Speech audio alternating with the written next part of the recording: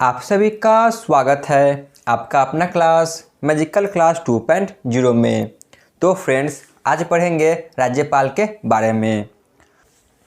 तो इससे पहले भारतीय संविधान का 19 टॉपिक तक कवर कराया जा चुका है। आज पढ़ेंगे राज्यपाल के बारे में, जो कि टॉपिक नंबर 20 है। तो इससे पहले ये जितने भी टॉपिक है इन सभी के बारे में पढ़ाया जा चुका है और प्लेलिस्ट में इसका वीडियो मौजूद है। यदि आपने इनके बारे में नहीं देखा तो जाके प्लेलिस्ट में देख सकते हैं। तो चलिए आज की क्लास की शुरुआत करते हैं। आज पढ़ेंगे राज्यपाल के बारे में। तो इससे पहले हम सभी ने देखा विधान मंडल के बारे में। जो विधान मंडल है तो इसके 3 अंग होते हैं, राज्यपाल, विधानसभा और विधान परिषद। जो विधानसभा है और विधान परिषद है तो इसके बारे में पढ़ाया जा चुका है। आज पढ़ेंगे इसके तीसरे अंग को, राज्यपाल के बारे में। ठीक है ना, राज्यपाल के बारे में आज अच्छी तरह से कवर कर लेंगे। तो चलिए क्लास की शुरुआत करते हैं। विधानमंडल के 3 अंग होते हैं। ठीक है ना, जो विधानमंडल है तो विधानमंडल के 3 अंग होते हैं, विधान परिषद, विधानसभा और राज्यपाल। यदि आपसे इसका अंग पूछा जाए तो इसके 3 अंग होते हैं, विधान परिषद, विधानसभा और राज्यपाल। यदि विधानमंडल का सदन पूछा जाए तो इसके 2 सदन होते हैं, विधान परिषद और विधानसभा। जिस प्रकार केंद्र में राष्ट्र का प्रमुख राष्ट्रपति होता था, उसी प्रकार राज्यों में राज्य का प्रमुख राज्यपाल होता है। हम सभी ने देखा जो केंद्र के प्रमुख थे वह थे राष्ट्रपति, उसी प्रकार राज्यों में राज्यों का प्रमुख राज्यपाल होते हैं। ठीक है ना, जो राष्ट्रपति है और जो राज्य में राज्यपाल होते हैं, यह दोनों में बहुत सी समानताएं देखने को मिलता है। तो इन दोनों का आप रिलेट करके याद रख सकते हैं। राज्यपाल औपचारिक प्रमुख और मुख्यमंत्री वास्तविक प्रमुख होते हैं। जो राज्यपाल होते हैं तो इनके पास नाम मात्र का शक्ति प्रदान होती है, परंतु जो राज्य में मुख्यमंत्री होते हैं तो इनके पास वास्तविक शक्ति प्रदान होती है। जिस प्रकार हमने जो कि राष्ट्रपति के वीडियो में देखा था, जो राष्ट्रपति है तो राष्ट्रपति के पास औपचारिक शक्ति होती है, वही जो प्रधानमंत्री होते हैं तो इनके पास वास्तविक शक्ति प्रदान होती है। तो चलिए आगे चलते हैं। अब देख लेते हैं राज्यपाल से संबंधित महत्वपूर्ण अनुच्छेद को। जो महत्वपूर्ण अनुच्छेद है इन सभी को देख लेते हैं। अनुच्छेद 153, इसमें राज्यपाल के पद का वर्णन है, यानी कि प्रत्येक राज्य में एक राज्यपाल होगा। ठीक है ना, अनुच्छेद 153 के अनुसार एक राज्य का एक राज्यपाल होगा, परंतु बाद में संविधान संशोधन करके यह प्रावधान जोड़ दिया गया कि एक व्यक्ति एक से अधिक राज्यों का राज्यपाल हो सकता है। पहले तो यह था कि एक राज्य का एक राज्यपाल होगा, परंतु बाद में चलकर संविधान में संशोधन कर यह प्रावधान जोड़ दिया गया कि एक राज्यपाल जो कि एक से अधिक राज्य का भी राज्यपाल हो सकता है। राज्यपाल का वेतन 3,50,000 मासिक होता है। जो राज्यपाल होते हैं तो इनका वेतन 3.5 लाख होता है पर मंथ।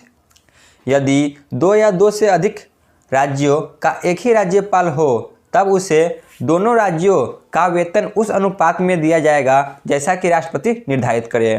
यदि मान के चलिए कोई राज्यपाल है तो यह 2 या 2 से अधिक राज्यों के राज्यपाल बने हुए हैं, तो उस स्थिति में जो इनका वेतन मिलेगा तो यह राष्ट्रपति के निर्धारण के अनुसार मिलेगा। राष्ट्रपति चाहे तो दोनों राज्यों को एक निश्चित अनुपात पे दे सकते हैं। दोनों राज्य का 7 लाख नहीं मिलेगा, उन्हें 3.5 लाख ही मिलेगा। ठीक है ना, जो राष्ट्रपति है यह निश्चित अनुपात में उसे बांट सकते हैं कि ए राज्य को इतना देना है और बी राज्य को इतना देना है। यदि मान के चलिए कोई राज्य बड़ा है और कोई राज्य छोटा है तो इसका निर्धारण भी राष्ट्रपति करेंगे कि ए राज्य को कितना देना होगा और बी राज्य को कितना देना होगा। कुल मिलाकर राज्यपाल का वेतन 3.5 लाख मासिक मिलता है। अब देख लेते हैं अनुच्छेद 154। इसमें कहा गया है राज्य की कार्यपालिका शक्ति। राज्यपाल में जो कार्यपालिका की शक्ति है इनके बारे में वर्णन दिया गया है अनुच्छेद 154 में। राज्यपाल राज्य की कार्यपालिका का प्रमुख होता है। ठीक है ना, जो राज्यपाल होते हैं तो यह राज्य कार्यपालिका का प्रमुख होते हैं। राज्य की कार्यपालिका शक्तियाँ राज्यपाल में निहित है तथा राज्यपाल इसका प्रयोग अपने अधीनस्थों के माध्यम से करेगा। जो राज्यपाल है तो राज्यपाल में कार्यपालिका का प्रमुख शक्ति मौजूद है। जो राज्यपाल है तो ये अपना शक्ति का प्रयोग राज्यपाल और उनके जो अधीनस्थ है इनके माध्यम से करेंगे, यानी कि मुख्यमंत्री और जो मंत्रिपरिषद होते हैं इनके माध्यम से यह इनका प्रयोग करेंगे। इसी का वर्णन अनुच्छेद 154 में है। इसके बाद है अनुच्छेद 155 राज्यपाल की नियुक्ति संबंधी वर्णन। राज्यपाल की नियुक्ति किस प्रकार होगी? राज्यपाल की नियुक्ति राष्ट्रपति द्वारा किया जाता है। जो भारत के राष्ट्रपति है तो इन्हीं के द्वारा राज्यपाल की नियुक्ति की जाती है। और जो राज्यपाल है तो राज्यपाल अपना त्यागपत्र भी राष्ट्रपति को ही देते हैं। इनकी नियुक्ति भी राष्ट्रपति ही करते हैं और यह अपना त्यागपत्र भी राष्ट्रपति को ही देते हैं। राज्यपाल अपना त्यागपत्र भी राष्ट्रपति को ही देते हैं। इसके बाद है अनुच्छेद 156 राज्यपाल का कार्यकाल। जो राज्यपाल होते हैं तो इनके कार्यकाल कितने वर्ष का होता है इसके बारे में देख लेते हैं। राज्यपाल की नियुक्ति राष्ट्रपति द्वारा 5 वर्षों की अवधि के लिए की जाती है, ठीक है ना, यानी कि इनका कार्यकाल 5 वर्ष का होता है। परंतु यह राष्ट्रपति के प्रसाद पर्यंत यानी कि इच्छा अनुसार during the period of president पद धारण करता है, यानी कि यह अपना पद धारण 5 वर्षों के लिए करते हैं, परंतु यह राष्ट्रपति के इच्छा अनुसार पद पर बने रहते हैं। इन्हें हटाने के लिए कोई अलग से विधेयक नहीं लाना पड़ता। इसे राष्ट्रपति जब चाहे अपने इच्छा अनुसार हटा सकते हैं। अब देख लेते हैं अनुच्छेद 157 आर्टिकल 157। इसमें कहा गया है राज्यपाल की योग्यताएं के बारे में। जो राज्यपाल है इनकी कौन कौन सी योग्यताएं होगी? पहली योग्यता है कि वह भारत का नागरिक हो, ठीक है ना। राज्यपाल बनने की प्रथम योग्यता है कि वह पहले भारत का नागरिक हो। उसकी उम्र कम से कम 35 वर्ष का हो, ठीक है ना। जिस तरह राष्ट्रपति में देखे थे कि कम से कम उनका आयु 35 वर्ष हो, उसी प्रकार राज्यपाल का भी आयु कम से कम 35 वर्ष होना ही चाहिए। इसके बाद है अनुच्छेद 158 राज्यपाल पद की शर्तें। देख लेते हैं राज्यपाल पद की कौन कौन सी शर्तें हैं। अनुच्छेद 158 में है संसद या विधानमंडल का सदस्य नहीं होना चाहिए, यानी कि जो राज्यपाल बनेंगे वह न तो संसद और न ही विधानमंडल का सदस्य होना चाहिए। संसद यानी कि न तो राज्यसभा और न ही लोकसभा का सदस्य, और विधानमंडल यानी कि न तो विधानसभा और न ही विधान परिषद का सदस्य होना चाहिए।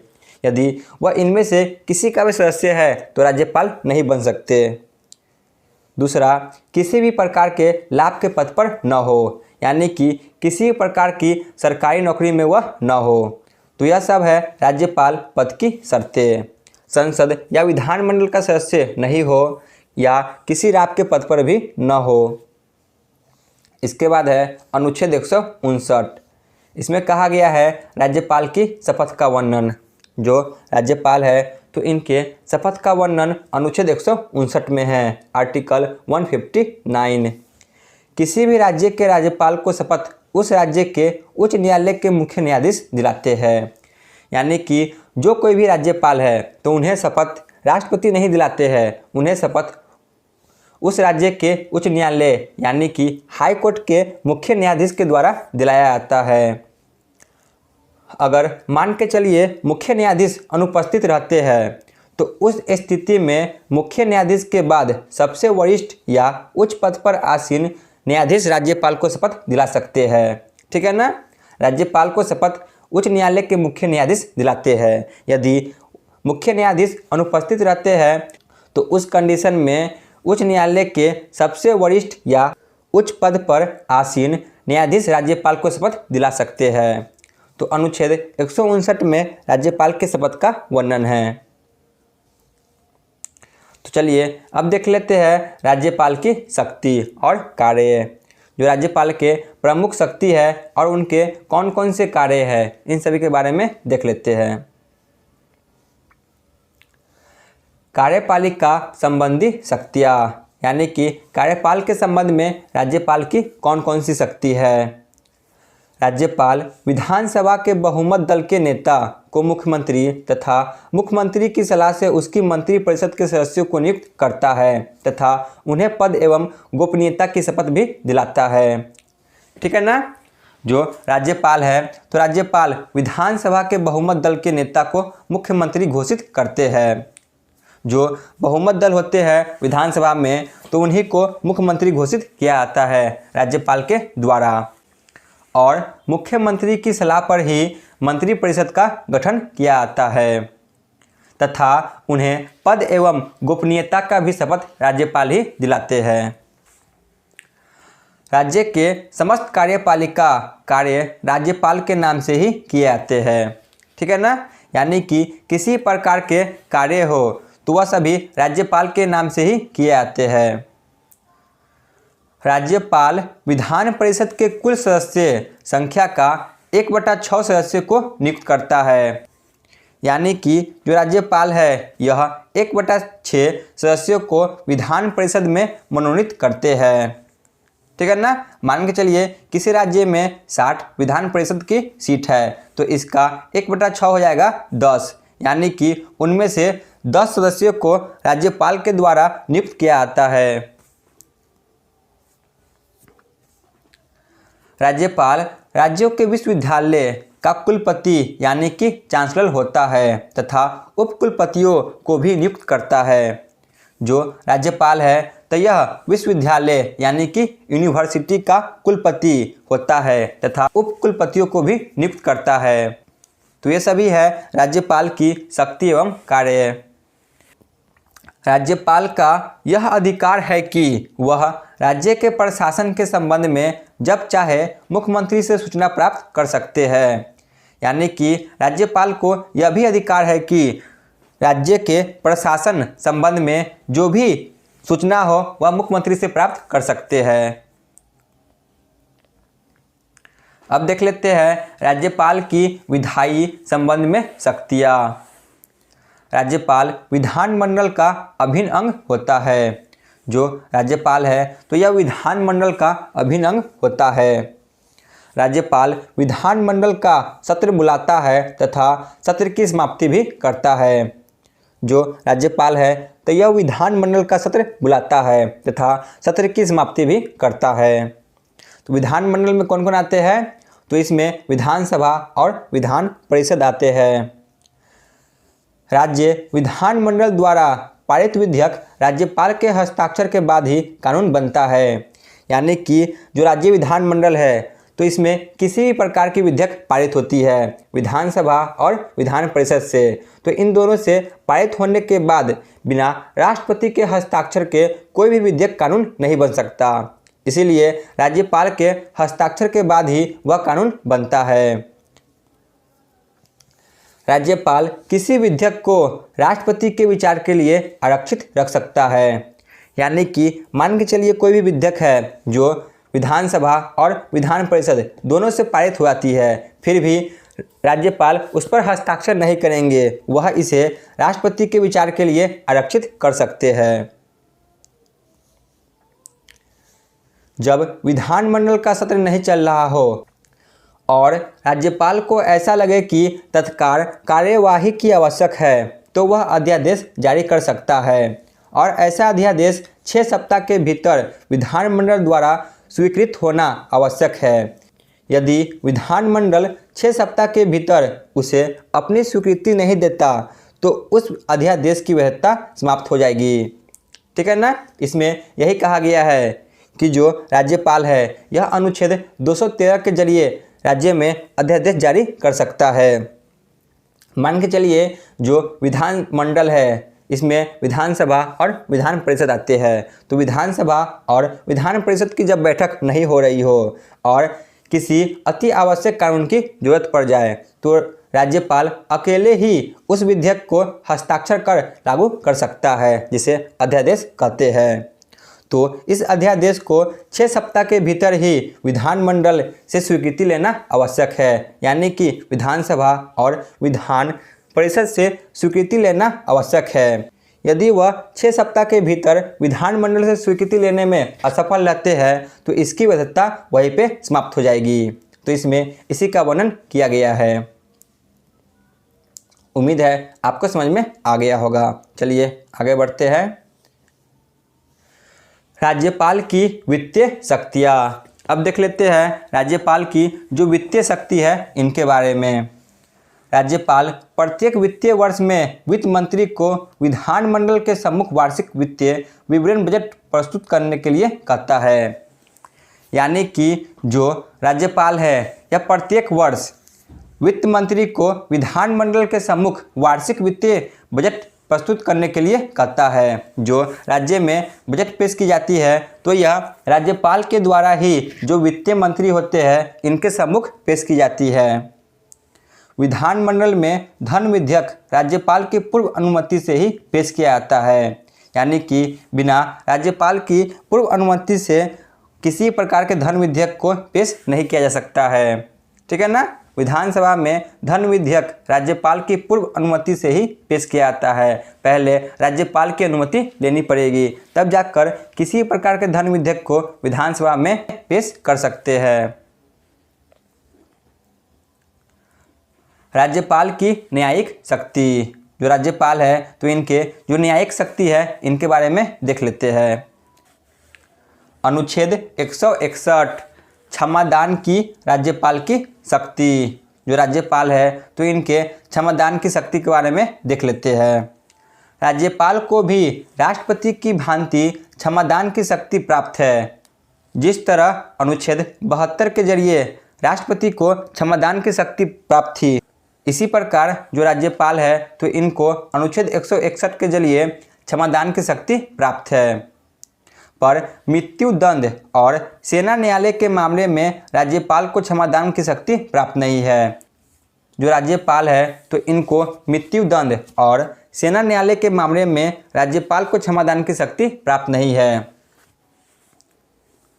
नोट को ध्यान में रखें। राज्यपाल मृत्यु दंड को आजीवन कारावास में बदल सकता है। ठीक है ना। जो मृत्यु दंड है तो राज्यपाल इसे आजीवन कारावास में बदल सकता है, लेकिन राष्ट्रपति की तरह पूर्ण माफी नहीं दे सकते हैं। जो राज्यपाल है तो यह मृत्यु दंड को पूर्ण माफी नहीं दे सकते हैं। यह शक्ति सिर्फ राष्ट्रपति के पास ही होता है।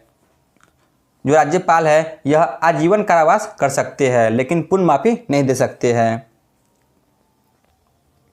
अब देख लेते हैं आपातकालीन शक्ति। अनुच्छेद 213 में राज्यपाल की अध्यादेश जारी करने की शक्ति है। अभी हमने देखा अध्यादेश के बारे में। जो राज्यपाल है तो यह अनुच्छेद 213 के जरिए अध्यादेश जारी कर सकते हैं। अनुच्छेद 233 में राज्यपाल द्वारा जिला न्यायाधीशों की नियुक्ति का वर्णन है। यानी कि राज्यपाल के द्वारा ही जो जिला में न्यायालय होते हैं तो इनके न्यायाधीशों की नियुक्ति का वर्णन है। ठीक है ना। यानी कि जिला न्यायाधीशों की नियुक्ति राज्यपाल के द्वारा किया जाता है। इसका वर्णन अनुच्छेद 233 में है। राज्यपाल को जब लगे कि ऐसी परिस्थितियां उत्पन्न हो गई है जिनमें राज्य का शासन संविधान के उपबंधों के अनुसार नहीं चलाया जा सकता, तो वह राष्ट्रपति को राज्य में अनुच्छेद 356 के जरिए राष्ट्रपति शासन लगाने की सलाह दे सकता है।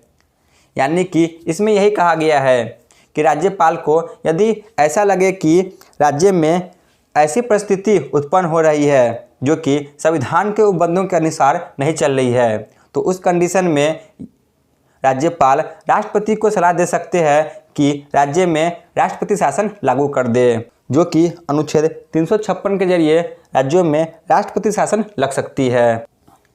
यदि राज्य में राष्ट्रपति शासन लग जाता है तो पूरी तरह से शक्ति राष्ट्रपति के पास हो जाती है। ठीक है ना। यानी कि शासन चलाने की शक्ति राष्ट्रपति के हाथ में चली जाती है।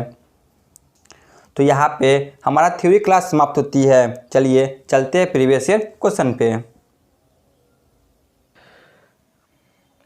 पहला प्रश्न है, राज्यपाल के पद का वर्णन किस अनुच्छेद में है? राज्यपाल के पद का वर्णन ऑप्शन बी अनुच्छेद 153 में है। क्वेश्चन नंबर 2, राज्य का वास्तविक शक्ति किनके पास होती है? राज्य के वास्तविक शक्ति जो कि मुख्यमंत्री के पास होती है, ऑप्शन डी। क्वेश्चन नंबर 3, राज्यपाल का मासिक वेतन कितना होता है? तो ऑप्शन ए 3.5 लाख, ठीक है ना। क्वेश्चन नंबर 4, एक राज्यपाल यदि 2 राज्य के राज्यपाल हो तो उन्हें कितना वेतन मिलेगा? तो उनका भी वेतन 3.5 लाख ही मिलेगा, जो कि दोनों राज्य से एक निश्चित अनुपात पे मिलेगा। क्वेश्चन नंबर 5, राज्यपाल की नियुक्ति का वर्णन किस अनुच्छेद में है? ऑप्शन डी अनुच्छेद 155 में है। क्वेश्चन नंबर 6, राज्यपाल अपना त्यागपत्र किन्हें सौंपते हैं? राज्यपाल अपना त्यागपत्र राष्ट्रपति को सौंपते हैं। क्वेश्चन नंबर 7, राज्यपाल बनने के लिए किनका सदस्य होना अनिवार्य है? तो ऑप्शन डी इनमें से किसी का सदस्य नहीं होंगे तभी वह राज्यपाल बनेंगे। क्वेश्चन नंबर 8, राज्यपाल को शपथ कौन दिलाते हैं? राज्यपाल को शपथ उच्च न्यायालय के मुख्य न्यायाधीश दिलाते हैं। क्वेश्चन नंबर 9, राज्यपाल कितने सदस्यों को विधान परिषद में मनोनीत करते हैं? तो ऑप्शन बी 1/6 सदस्य को। क्वेश्चन नंबर 10, विधान मंडल से पारित विधेयक किनके हस्ताक्षर के बिना कानून नहीं बन सकती? तो ऑप्शन सी राज्यपाल के हस्ताक्षर के बिना कोई भी विधेयक कानून नहीं बन सकती। क्वेश्चन नंबर 11, जो कि आज के क्लास का अंतिम प्रश्न है, मृत्युदंड को पूर्ण माफी में कौन बदल सकते हैं? मृत्युदंड को पूर्ण माफी में सिर्फ राष्ट्रपति ही बदल सकते हैं, इनमें से कोई नहीं, ठीक है ना। जो राष्ट्रपति है यही इनके जो मृत्युदंड होती है इन्हें पूर्ण माफी में बदल सकते हैं। तो आज का क्लास यहीं पे समाप्त होती है। आप लोग कमेंट में जरूर बताएं कि आपको यह क्लास कैसा लगा। धन्यवाद।